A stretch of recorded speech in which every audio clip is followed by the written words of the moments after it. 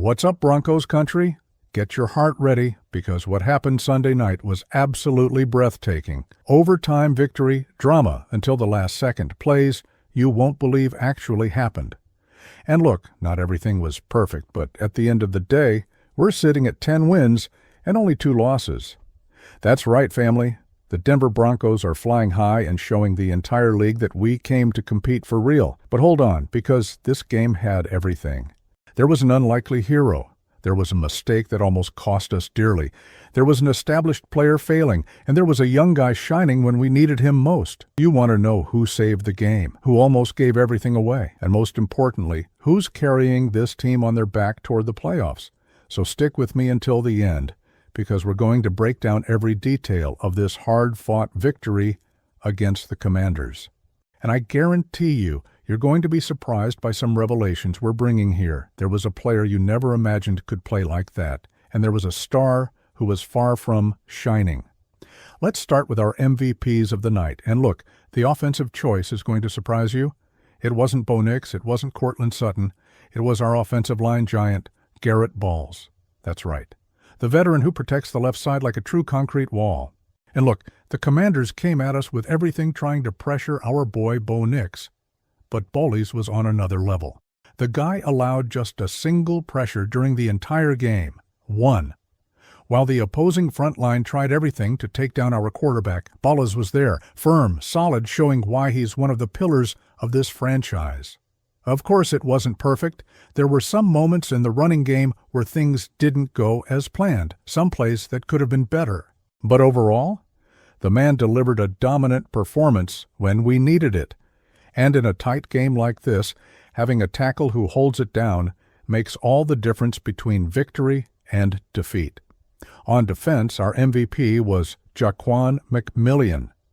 And family, this cornerback is at an absurd level this season. Game after game, he shows up making decisive plays, tight coverage, showing technique and game intelligence that few have in this league. His job isn't easy. Facing the best opposing receivers, playing in schemes that demand versatility, always being locked in because any slip-up can turn into 6 points on the scoreboard. But McMillian is handling the assignment with mastery. He's that type of player who doesn't make much noise in the media, but within the 4 lines is fundamental to the team's success.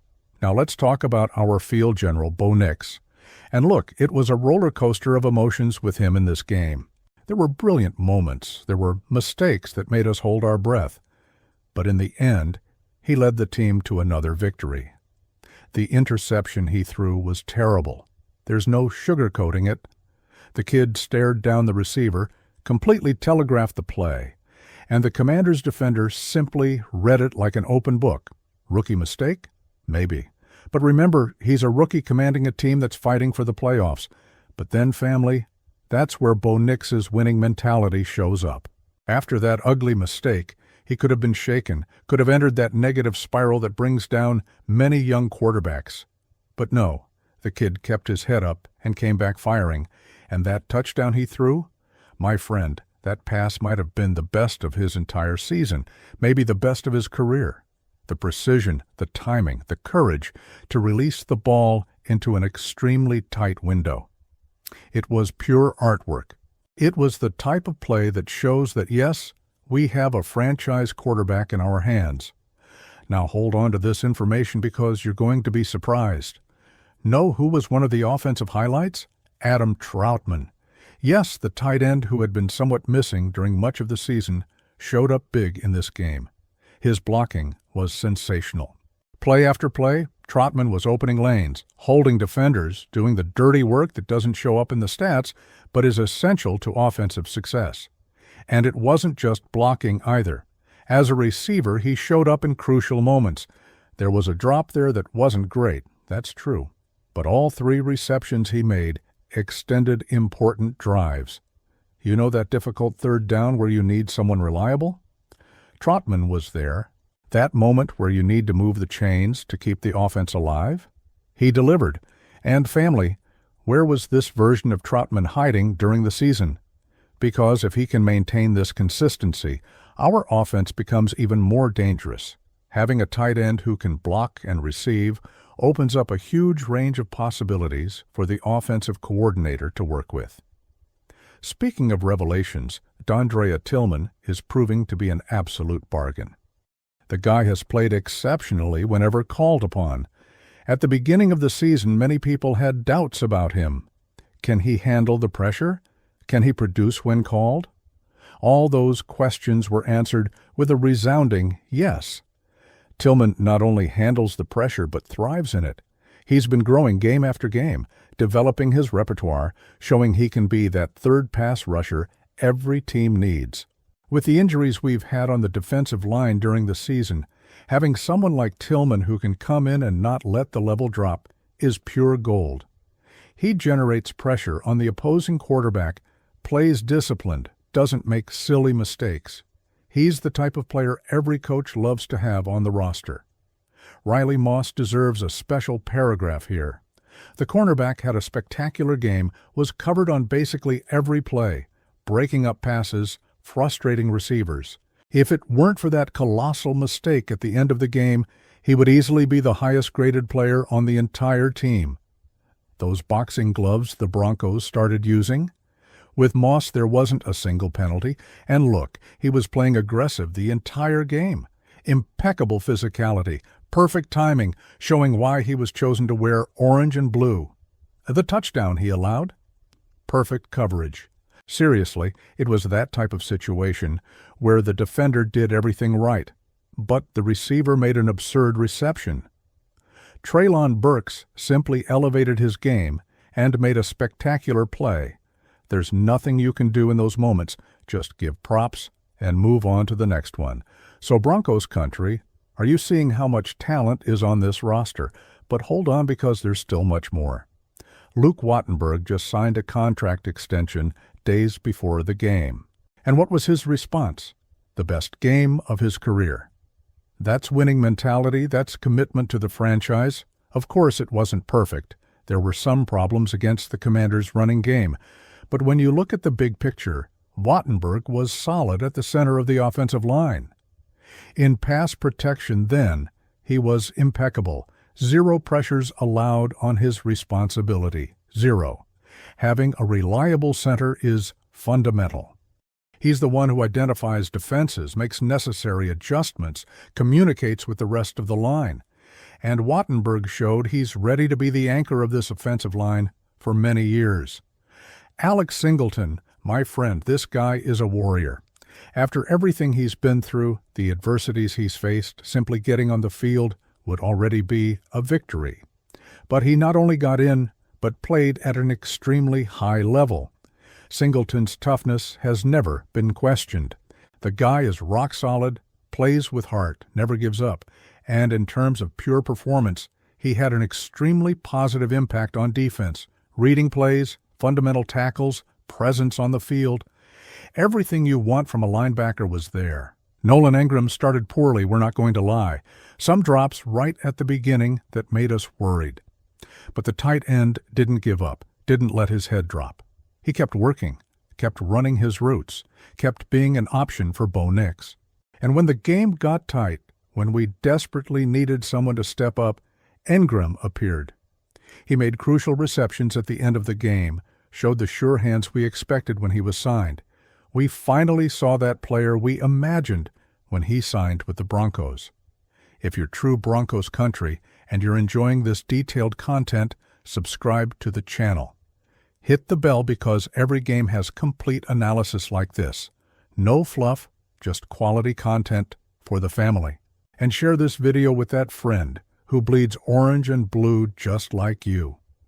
But not everything was roses in this game, family. And now we're going to talk about the players who had a night to forget. And look, this isn't to crucify anyone, but rather to understand where we can improve. Alex Palczewski played admirably, considering he's not a natural starter. But the reality is clear. His performance isn't what you want from a starter on a team that's fighting for the playoffs. The deficiencies were evident against the Commanders. Most likely he'll become the 6th or 7th man on the offensive line, that guy who can cover 3 different positions when necessary. And there's nothing wrong with that. Having depth on the line is essential, but as a fixed starter, it's not ideal. Jonathan Cooper had one of the worst nights of his career, and that's particularly frustrating because we know what he's capable of. Cooper is a technically proficient player, disciplined, who normally executes his job in an exemplary manner. But against the Commanders, he looked like a different player. The technique was all wrong, play after play. And worse, the lane discipline he's always had simply evaporated. Marcus Mariota had huge runs exploiting exactly the failures in Cooper's containment. It was an atypical night for a player who's normally reliable. We hope it's just an isolated bad game and not the beginning of a trend. Troy Franklin has been developing well as a player who exploits defensive zones well, but against the Commanders, he was completely neutralized. He couldn't find the soft spots in the zones, didn't make any impact in other aspects of the game. For a young receiver, games like this are part of the development process. But in such a tight game, we missed his production. It's something to work on during the week and come back stronger in the next matchup. Talanoa Hufanga is normally one of the pillars of our secondary, but in this game, he was clearly out of rhythm. Maybe the illness that affected him, maybe the bye week, maybe a combination of factors. The fact is, we didn't see the Hufanga we know. He led the team in tackles, that's true. But for every good play he made, there were two terrible plays that put the defense in a complicated situation. Reading errors, wrong approach angles, lack of timing, it wasn't his night. John Franklin Myers had enormous difficulties against the running game. The Commanders were able to move him where they wanted with relative ease, and since he generated practically no pressure as a pass rusher, it's easy to understand the low grade. For a defensive lineman to be effective, he needs to impact at least one facet of the game, whether stopping the run or pressuring the quarterback. Not doing either consistently is problematic. R.J. Harvey is an interesting case. He scored 2 rushing touchdowns, had some big runs, made important receptions. So why the low grade? Because outside of 4 specific runs, he was terrible carrying the ball. The expected yards based on the blocking he received were much greater than the yards he actually gained. We're leaving yards on the field, and in tight games, this can be the difference between victory and defeat. But look, there's hope. The touchdowns show he has a nose for the end zone. The receptions show versatility. That fundamental block shows commitment to all aspects of the game. The potential is there. He just needs to become more consistent. Eyoma Uwazurike deserves special mention. With the injury that took DJ Jones out of part of the game, Denver needed to turn to him. And you know what happened? He delivered. At the end of the game, with the defense completely exhausted, Uwazurike made that crucial stop against the run that gave everyone energy. It's the type of play that doesn't show up much in the main stats, but that changes the momentum of a game. Having players in the depth of the roster who can come in and make winning plays is what separates good teams from playoff teams, and Uwazurike showed he can be that piece when necessary. Cortland Sutton and Bo Nix have a connection that's impossible to ignore. The chemistry between these two is real, palpable, winning. And that touchdown? Absolutely unbelievable play that shows how much Nix trusts his number 1 receiver. Whenever the Broncos need an important play, Nix looks for Sutton, and with good reason. The receiver is always there, always available, always finds a way to separate from the defender and give his quarterback a window to throw the ball. Mike McGlinchey finished with a solid game on paper, but the first half was complicated. He allowed only 2 pressures all day, which is good. But in the running game, he had many difficulties. Things improved in the second half and overtime, which is important. But the first half trend was concerning.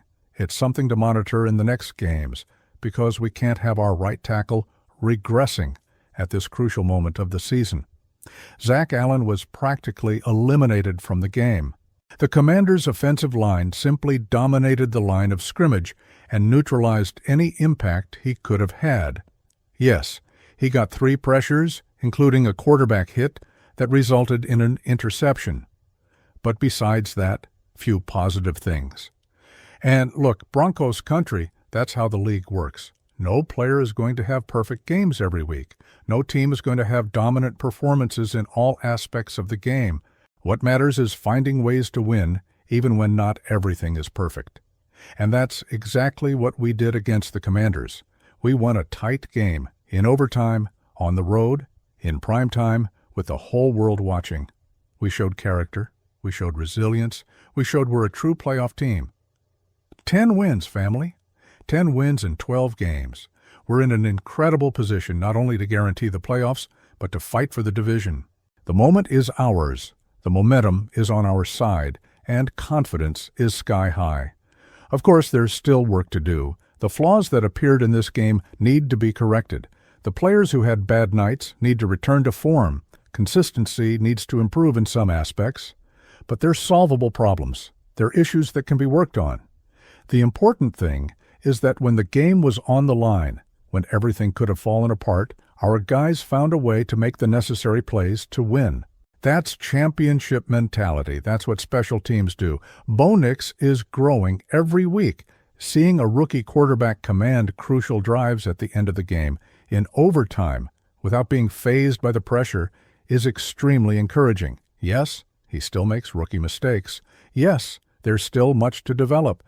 But the talent is there. The winning mentality is there. The future is bright. Our defense, even with some players having nights below expectations, found ways to make stops when it mattered most.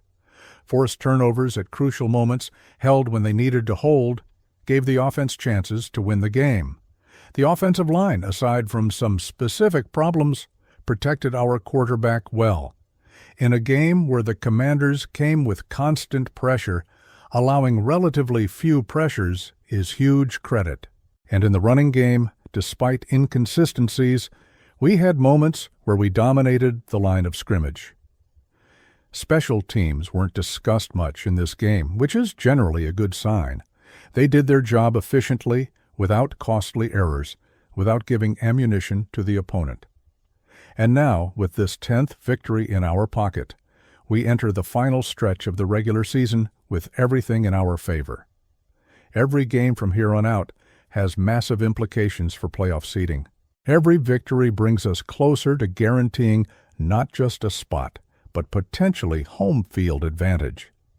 The AFC is extremely competitive this year, multiple teams fighting for every position, so we can't relax, can't think it's guaranteed.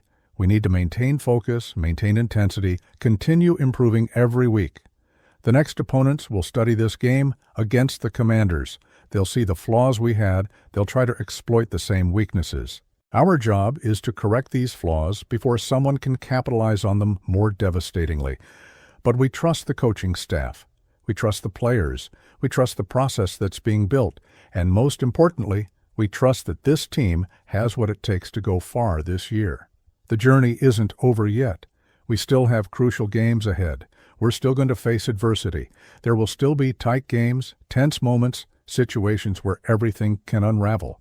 But if we continue responding the way we responded against the Commanders, finding ways to win even when we're not at our best, then the sky's the limit. So, Denver Broncos family, what did you think of this game? Which player surprised you most, positively or negatively? Do you think Bo Nix is ready to take this team far in the playoffs? What adjustments would you make for the next games? Comment down below all your opinions. Drop that like if you enjoyed this detailed analysis. Share with all your Broncos country friends who need to see this. And stay tuned because next week there's more exclusive content about our beloved Denver Broncos. Let's go together, family, toward the playoffs, toward glory. This is Broncos country and we never stop.